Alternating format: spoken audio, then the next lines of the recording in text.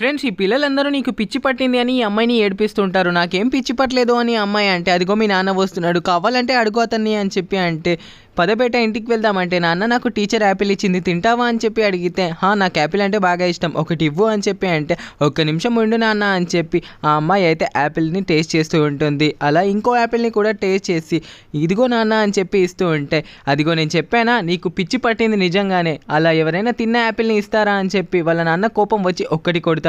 Friends అందరి ముందు నా పరువు తీసావు, నీకు యాపిల్స్ తినాలని ఉంటే నువ్వే తినొచ్చు కదా, నాకెందుకు ఇస్తానని చెప్పి వాటిని తిని నాకు ఇస్తున్నావు. నీ ఫ్రెండ్స్ అందరు చూడు నీకు నిజంగానే పిచ్చి పట్టింది అంటున్నారు, నీకు నిజంగానే పిచ్చి పట్టిందా ఏంటి అంటే, నాన్న నేను చెప్పేది ఒకసారి విను, టీచర్ ఇచ్చిన ఈ 3 యాపిల్స్ని నేను ఇప్పుడు నీ ముందు టేస్ట్ చేశాను.